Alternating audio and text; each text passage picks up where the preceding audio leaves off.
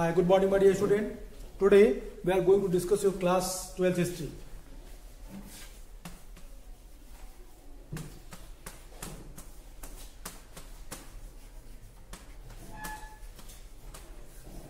Class 12th history.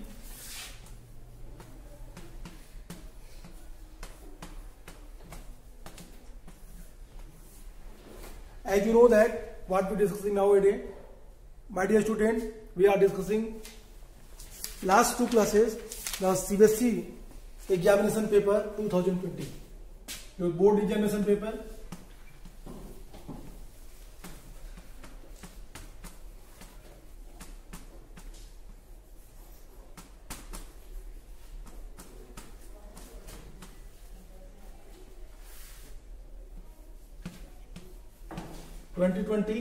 Plus we will also discuss about your revision test 4 RT 4 questions.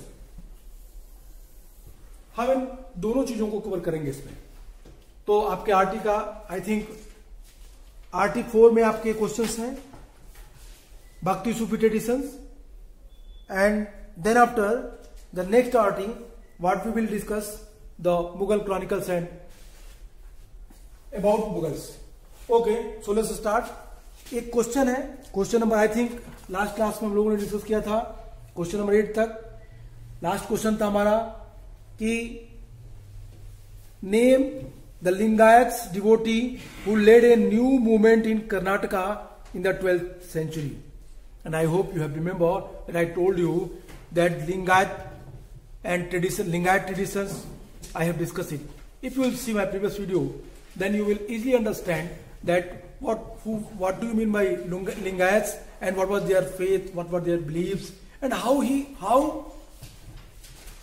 opposed the religious practices which was done by the Brahmanical religion. My dear student, I told you the Lingayats during mid-20th century. Lingayats during mid-20th century, sorry 12th century, mid-12th century. Lingayat के बारे में थोड़ा सा मैं आपको बता दूं.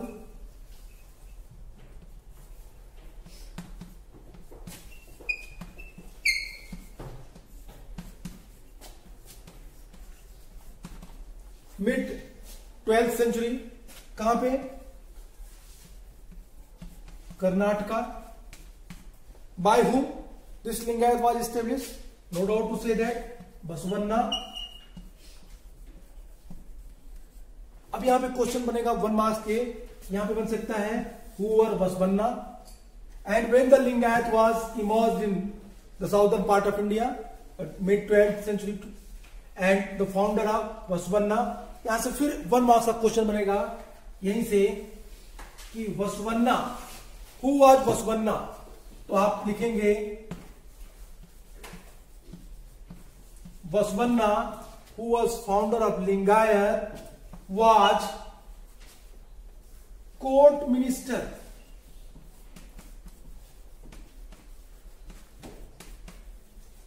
Court minister of Kalchuri king. दो चीजें हो गई. बसवन्ना कल्चुरी किंग के दरबार के एक मंत्री थे, बाई कास्ट ब्राह्मण्स थे. When they observe in society the social evil practices, they felt that we should kick out, we should abolish it. And then after they taken that step, उन्होंने ये step लिया और एक नया sect Lingayat शुरू किया. Even this answer has already discussed by me in your previous video, so that's why today I will not discuss this. Only I remind that question and their answer. तो answer क्या लिखेंगे आप? इसका answer है सीधे सीधे आपका question था, मैंने कहा कि name the Lingayats devotee who led a new movement in Karnataka in the 12th century. Answer होगा the Veer Shaiva Lingayat devotee who led a new movement in Karnataka in 12th century was also known as Veer Shaiva. और फिर यहां पे मैंने आपसे बात की थी इनके वचनों के बारे में और इनके उन प्रैक्टिसेस के बारे में लिंगायतों के जिन्होंने इसका विरोध किया था, जिन्होंने उन चीजों का विरोध किया था जो ब्राह्मणिकल रिलीजन में प्रैक्टिस थी साउदर्न पार्ट ऑफ इंडिया में। I hope you have remember when I taught you, when I discuss you this topic in your class. आपको इस टॉपिक पे हमने बात की थी और कहा था कि लिंगायत ने समाज सोशल रिफॉर्म के लिए भी काम किया, लाइक दैट कि सोशल रिफॉर्म में उन्होंने विडो रीमैरिज को अप्रूव्ड किया और चाइल्ड मैरिज को क्या किया, इट मीन्स ओके। तो एक तरफ लिंगायतों ने विडो रीमैरिज को अप्रूव्ड किया, तो दूसरी तरफ लिंगायतों ने चाइल्ड मैरिज को अपोज किया। First thing. Second thing, they believe that कि rebirth, I mean to say that rebirth discarded by Lingayat. They don't believe in rebirth. They felt that, Lingayat felt that कि rebirth क्यों नहीं होता, क्योंकि मरने के बाद आत्मा कहां चली जाती है, आत्मा शिव में विलीन हो जाती है और शिव में विलीन होकर के आत्मा फिर उसको पृथ्वी पे आने की आवश्यकता नहीं होती, तो रीबर्थ नहीं होता। लिंगायत ने दूसरी बात कही।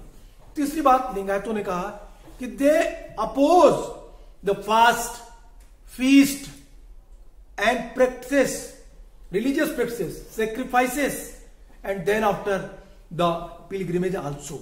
They oppose also the Vedic text, Vedas. They don't believe that. And my dear student, I told you कि लिंगायतों ने फिर और ज्यादा also they oppose the casteism. They oppose the supremacy of the Brahmins by birth. They oppose the social practices which was set up by the Brahmins. इस सारी चीजों का उन्होंने विरोध किया। And they believe in the unity of society, they believe in equality. And one more thing which is very important when you will explain this answer, you have to write down, you have to what mention in your answer कि they where, क्या करते थे वो, एक चांदी के case में लिंग धारण करते थे, बाएं कंधे पे उसे पीछे की तरफ डाल देते थे।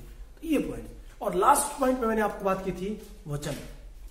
लिंगायतों के वचन काफी महत्वपूर्ण थे। जो हाइम्स थे, जो प्रेयर्स थे, जिनको लिंगायतों ने यूज किया, जिनको लिंगायतों ने इस्तेमाल किया, ठीक वैसे ही जो बाद में उनके धार्मिक ग्रंथों के रूप में कंपाइल हुए, दैट इज कॉल्ड वचन। वचनों का बड़ा महत्व है लिंगायत में। तो ये क्वेश्चन था। यहाँ पे एक ही क्वेश्चन से कई सारे क्वेश्चन आपके बोर्ड में बन सकते हैं, जैसे कि वीरशैव, लिंगायत, दोनों एक नाम, कंफ्यूज मत होइएगा। कभी कभी जंगम एक नाम देता है, वसुबन्ना, एंड एक नाम और देता है जंगम।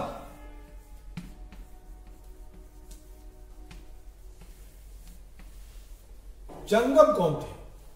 तो अब जंगम भी, वसुबन्ना और जंगम दो नाम आपको मिलेंगे। लिंगायत और वीरशैव, वीरशैव संप्रदाय, वसुबन्ना और जंगम, दोनों से आप इसको रिलेट कर सकते हैं, कनेक्ट कर सकते हैं। चलिए, यहां पे आपको 3-4 प्रश्नों के उत्तर मैंने दिया। पूछ सकता है आपसे, वसुबन्ना किसके दरबार में थे? आपके कल्चुरी किंग के दरबार में थे। कर्नाटका में जो एक धर्म चला, जो सोशल रिफॉर्म के लिए आया, कौन सा था? लिंगायत थे, वीरशैव थे। फिर आप कह सकते हैं कि लिंगायत किस रिलीजन का सेक्ट है? तो आप कह सकते हैं कि ये शैविज्म का है, शैव नयनारों का एक सेक्ट है, इन्हीं का एक पार्ट है। ओके, ये भी शिवलिंग धारण करते हैं। इसके बाद क्वेश्चन है, अब ये देखिए नेक्स्ट क्वेश्चन आपके टेस्ट का है। अगला क्वेश्चन आपके है, वो सीधा सा पूछा है मुगल क्रॉनिकल्स से। क्वेश्चन है, कुछ स्टेटमेंट है, कहता है study the following statements regarding the Mughal empire carefully. Okay, listen carefully, 1 mark question है। Study the following statement regarding the Mughal empire carefully. ध्यान से सुनिए, मुगल एम्पायर के बारे में कुछ स्टेटमेंट है। The Mughal empire comprised of many different ethnic groups and religious communities. Question number 1, ध्यान से सुनिए आप लोग, please listen carefully. And second, the emperor stood above all the religion and ethnic groups for the peace and stability. Third है, the nobility under Mughals also belong to different religious and ethnic groups. अब question पूछता है आपसे, which of the above statement reflect the Sulah Kul policy? Sulah Kul policy Sulah Kul policy. चलिए एक बात 1 marks के question में यही पूछ देगा पहले कि who introduce the Sulah policy in Mughal dynasty और मुगल एम्पायर। आंसर हो जाएगा आपका, आंसर क्या होगा? अकबर। अकबर ने क्या किया? सुलह पॉलिसी चलाई। What is the meaning of सुलह policy which is given in the book if you remember? सीधा सीधा कहता है कि सुलह पॉलिसी क्या है? Absolute peace, absolute piece.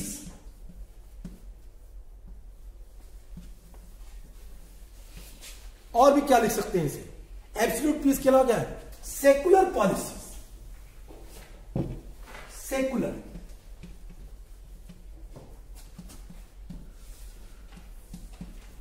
Secular policy, इन 3 चीजों को एक साथ जोड़िए, तीनों बातों को एक साथ लाइए, आंसर आपका अपने आप आ जाएगा। I mean to say that if you will connect it to each sentences, then without any hesitation you will give the answer what the question asked here. सीधा सा जो क्वेश्चन पूछता है उसका आंसर दे सकते हैं। जैसे कहता है कि पहला स्टेटमेंट है, कहता है कि the Mughal empire comprised of many different ethnic groups and the religious community. I hope you have remember I discussed in your previous class about the book Charichaman which was written by the Chandrabhan Brahman. Charichaman, that was the book in which clearly explained the Chandrabhan that the different type of ethnic groups, they were part of the Mughal nobilities. Like कौन कौन? Turk, Tajik, Tatars, Afghan, Maratha, I mean to say that the Indian Muslims, a lot of Rajput also. Okay, let me explain. अब उन चीजों को देखिए, सुलह policy पे ही बात करते हैं। It means what I am saying. Okay, let me, मैं अगर इसे मिटा दूं तो चलेगा?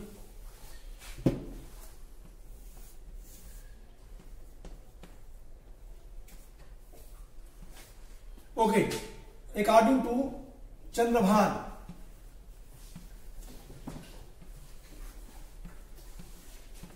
Brahmins, what he discussed, what he wrote in his book, what he wrote in his text, अपनी किताबों में क्या लिखता है चंद्रभान ब्राह्मण? Okay, it means when you will read the Charichaman book, in this book clearly explained that the different ethnic groups like Turk, Tajik, Tatars, Afghan, Maratha,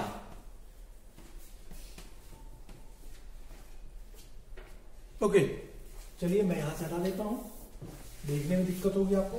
Maratha, Rajput, Indian Muslim,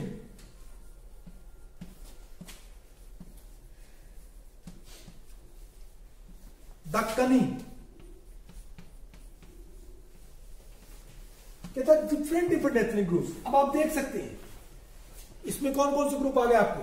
तुर्क, Muslims, Sunni, Tajik, Sunnis, Tatars also converted, Afghans, Sunni and Shia both, and Indian Muslim, converted Muslims, Rajput now also that is in existence in the western part of India, in the whole India also, and Marathas। यहां पे 2 चीजें, एक question board में और बनेगा आपका कि सबसे पहले मराठों को मुगल नोबिलिटी में किस मुगल एम्परर ने लिया है? तो आंसर होगा Jahangir. That was first time the Marathas they enter in the Mughal nobility. Mughal nobility में मराठा सीधा पहुंचे। ओके, तो सीधा इसके बाद नेक्स्ट क्वेश्चन अब यहीं से शुरू करिए। ये एथनिक ग्रुप्स हो गए और इसी पे अलग अलग एथनिक ग्रुप्स होने के कारण, अलग अलग वर्ग होने के कारण, डिफरेंट कम्युनिटी होने के कारण it was very difficult matter for the Mughal emperor कि how can he establish their empire in the very vast area. I mean to say that कि India no doubt to say that Indian continent is very vast. It was expanded from Afghanistan to Karnataka and Bengal to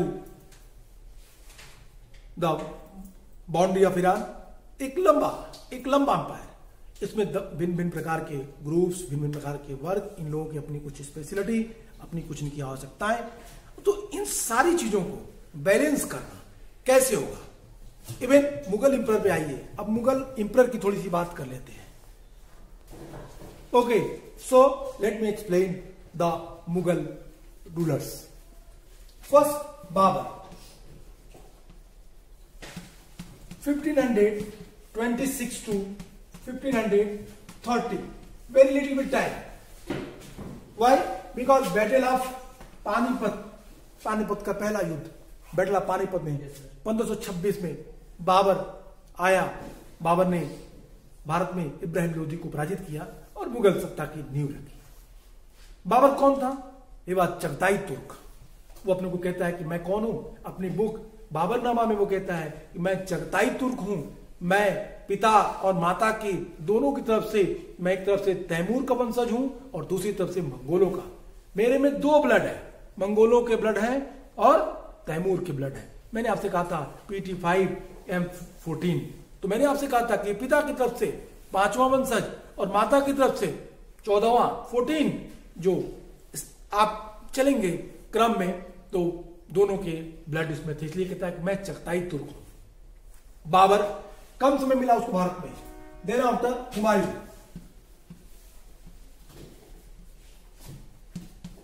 1532, 1539 and 40 और फिर 50-55, दो चरण। क्यों? हुमायूं को एक लंबा समय मिला शासन करने के लिए। 5030 to 39 तक उसने शासन किया। यहाँ पे चौसा और बिलग्राम दो जगह हैं जहां पे लड़ाई हुई। चौसा और बिलग्राम 1539 तक 40। शेर शाह सूरी के द्वारा हुमायूं पराजित हुआ, भारत से उसको निष्कासन मिला। इसी निष्कासन के दौरान अकबर का जन्म हुआ। तो फिर कब? 1555, 1555 में वो फिर गद्दी पे आता है, लेकिन दुर्भाग्यशाली रहता है, दीन पराग की सीढ़ियों से गिर करके उसकी मृत्यु हो जाती है। और ये वो समय था 55 जब फिर अटैक होता है, एक बड़ा अटैक, हेमू का, battle of Panipat second, Panipat का द्वितीय युद्ध अकबर और हेमू के बीच। तीसरा शासक अकबर 5056 to 1605, ओके, 1605 तक। ये सारा एडी में है। डेट जब भी लिखें तो आगे सी या एडी जरूर लगाएं, नहीं तो आपकी डेट की एक्चुअल काउंटिंग नहीं होगी। आपके बोर्ड एग्जाम में भी इन चीजों का विशेष ख्याल रखिए कि जब आप एक्सप्लेन करते हो तो एडी जरूर लिखें और सी जरूर लिखें, क्योंकि बीसी और सी कभी कभी आप क्या करते हैं, वेन सांग को कहीं और भेज देते हैं और अबुल फजल को कहीं और भेज देते हैं। अबुल फजल चला जाता है एंशिएंट हिस्ट्री में, बीसी में, और वेन सांग को ला देते हैं आप लोग सी में। ऐसी गलती कभी मत करिए। इसलिए प्लीज ट्राई टू क्या कि मेकअप की इस तरह की कभी गलतियां आपके एग्जाम में न हो, इनका विशेष ध्यान दीजिए। चलिए, Akbar 5056 to 1605। Then after Akbar के बाद जहांगीर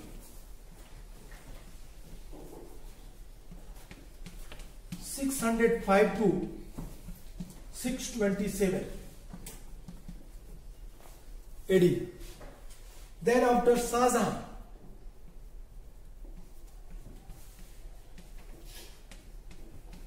6028 to 6058 AD। और फिर लास्ट मुगल रूलर के रूप में आता है औरंगजेब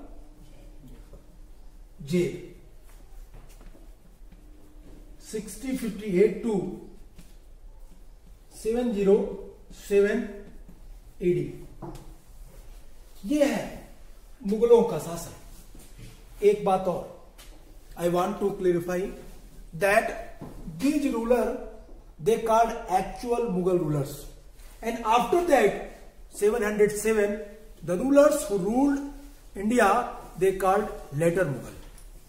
लेटर मुगल वो मुगल थे जो मुगलों की तरह ताकतवर नहीं थे, जो कहीं ना कहीं उनकी साम्राज्य सीमा कम हुई और बहादुर शाह जफर तक आते आते, लास्ट मुगल रूलर तक आते आते 1803, that was the time when finally Mughal ruler lived their life in the guardianship of the Britishers. 1803 वो समय था जब मुगल रूलर्स अंग्रेजों के गार्जियनशिप में शासन करने लगा था। तो ये वो रूलर्स थे जो कमजोर थे, इसलिए इनका लेटर मुगल नाम दिया गया। लेकिन यहां तक मुगलों की स्थिति काफी मजबूत थी जब तक औरंगजेब जीवित था। औरंगजेब जब तक जीवित थे तब तक मुगलों की स्थिति काफी मजबूत थी। अंग्रेज भारत पे अपना पद स्थापित नहीं कर पाए, लेकिन after Aurangzeb what we had seen in India, the scenario totally has changed. चलिए, ये तो हुआ मुगलों की। अभी दो बातें डिस्कस करना है। सुलह कुल पॉलिसी पे बात करनी है, अकबर की सुलह कुल पॉलिसी जो आपके क्वेश्चन में दिया हुआ है। चलिए, सुलह कुल पॉलिसी क्या है इस पे बात कर लेते हैं। मैंने आपसे कहा, I told you that the Sulh Kul policy of the Akbar. चलिए, मैं इसे ही मिटा देता हूं 1 मिनट के लिए, तो आपको स्पेस चाहिए बोर्ड पे। सुलह कुल पॉलिसी, सुलह कुल पॉलिसी। सुलह कुल पॉलिसी में अब मैं, चूंकि ये अकबर का है, अकबर ने इसको स्थापित किया, तो सुलह कुल पॉलिसी में पहले अकबर के शासन बनने के बाद, इट मीन्स अकबर गद्दी पर बैठा 50-56, 4 इयर्स अकबर बैरम खान के संरक्षिता में शासन किया, गार्जियनशिप में शासन किया। देर आफ्टर 2 इयर्स वो अपनी धायमा स्टेप मदर महामनगा के प्रभाव में रहा, और फिर अभी एज अकबर की हो चुकी थी। अकबर जब गद्दी पे बैठा तो उसकी उम्र मात्र 13 साल की थी, 12 साल कुछ महीने, छोटा बच्चा था। लेकिन अब 56 एज नियर अबाउट 13 इयर्स, 62, चलिए मैं थोड़ा पूरा कर देता हूं, 56 to 1560 guardianship of Bairam Khan.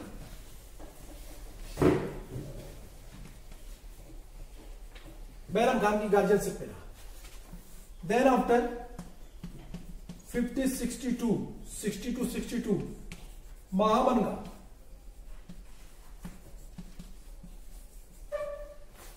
Prime minister बने। This was the first time when Akbar appointed the women prime minister of their empire, the women prime minister Maham Anga पहली वीमेन प्राइम मिनिस्टर बनी मुगल एम्पायर की। इसके पहले बैरम खान 1560, 56 to 60, क्योंकि अकबर को स्थापित करने में अकबर बैरम खान की गार्जियनशिप में सत्ता प्राप्त किया था।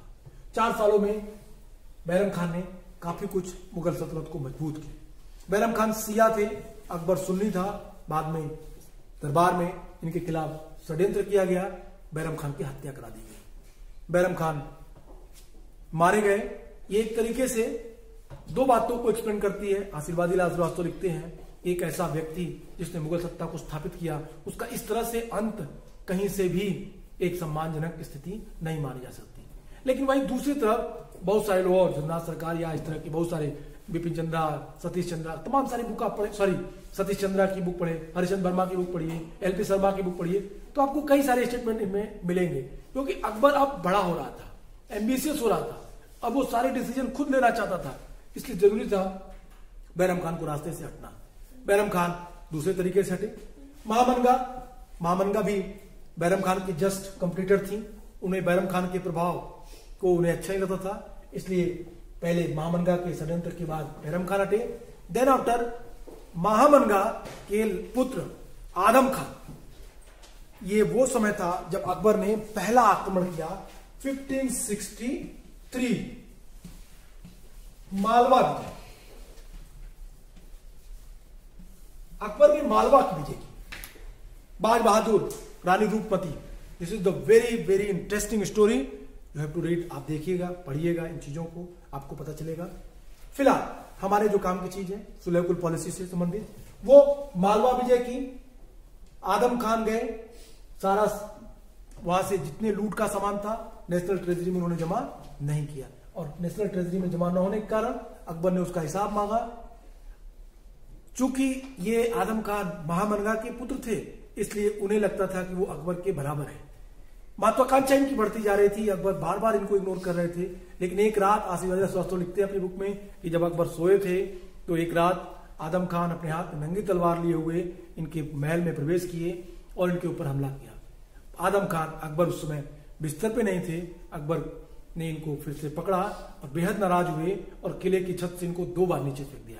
पहली बार फेंका, ये जिंदा बचे, दोबारा उठा के दोबारा फेंक दिया, मर गए। और ये सूचना महामनगा को दिया गया।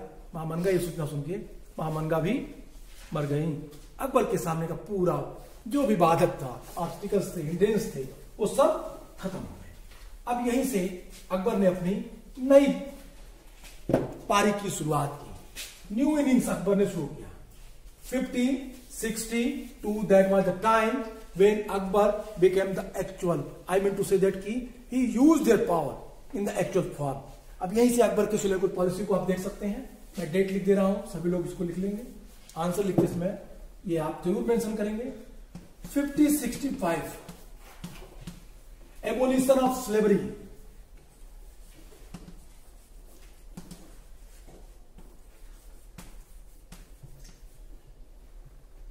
या स्लेवरी एबोलिश लिख दीजिए सीधा।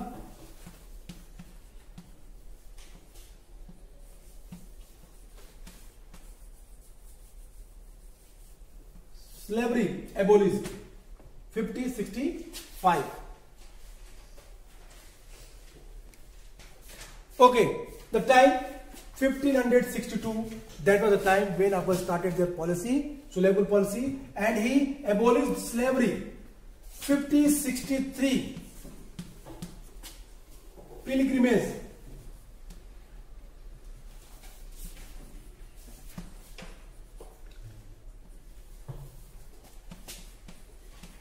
abolished, pilgrimage टैक्स हटा दिया, तीर्थ यात्रा कर खत्म कर दिया अकबर ने। हिंदुओं को अपने तीर्थ यात्राओं पे जाने के लिए प्रयाग, काशी की यात्रा करने पे तीर्थ यात्रा कर देना पड़ता था मुगलों के काल में। अकबर ने तीर्थ यात्रा कर 1563 में हटा दी। 5064 जजिया,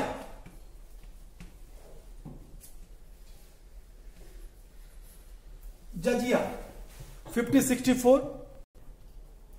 okay, 5064 that was the time when Akbar abolished the jizya tax. जजिया टैक्स को उसने खत्म कर दिया। यहां पे बोर्ड का क्वेश्चन बनता है, आई थिंक इसी पेपर में आया हुआ है, इसी पेपर में आया हुआ है। ये डेट है जब अकबर ने जजिया खत्म किया। इसी पेपर का क्वेश्चन आएगा कि पूछेगा who reintroduce jizya, Mughal emperor who reintroduce jizya, what was their name. No doubt to say that आप उसका आंसर लिखेंगे। आप आंसर कौन लिखेंगे? Aurangzeb. Aurangzeb was the ruler who reintroduce the jizya tax. Aurangzeb ने क्या किया? जजिया को फिर से लगा दिया। कब? 1679 में।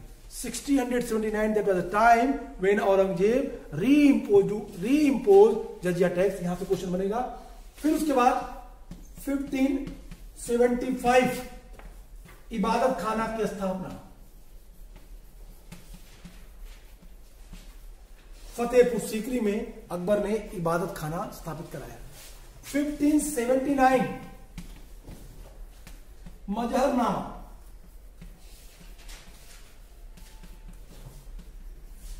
ये मजहरनामा दैट वाज द इनफेबिलिटी, अमोघत्व का सिद्धांत कहते हैं इसको। अकॉर्डिंग टू मजहरनामा अकबर को यह अधिकार हो गया कि वो किसी भी धार्मिक मामले को अंतिम निर्णय देने का अधिकारी होगा। अकबर ने 1579 में मजहरनामा में यह अधिकार प्राप्त कर लिया। सद्र उस सुदूर का पद हटा दिया। अपने सद्र उस सुदूर को उसने क्या किया? डिसमिस कर दिया, उसके पद को ही खत्म कर दिया।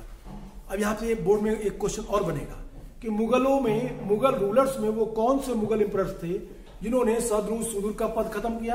तो 2 rulers, name first Akbar and second Aurangzeb. Akbar and Aurangzeb, there were 2 rulers. They what? Dismissed the post of the Sad-uz-Sudur. जो न्याय विभाग का प्रधान था उस पद को खत्म करके धर्म के सारे अधिकार अपने हाथों में ले लिए। My dear student, will continue this class in next video. आज के लिए इतना ही। Good bye and take care.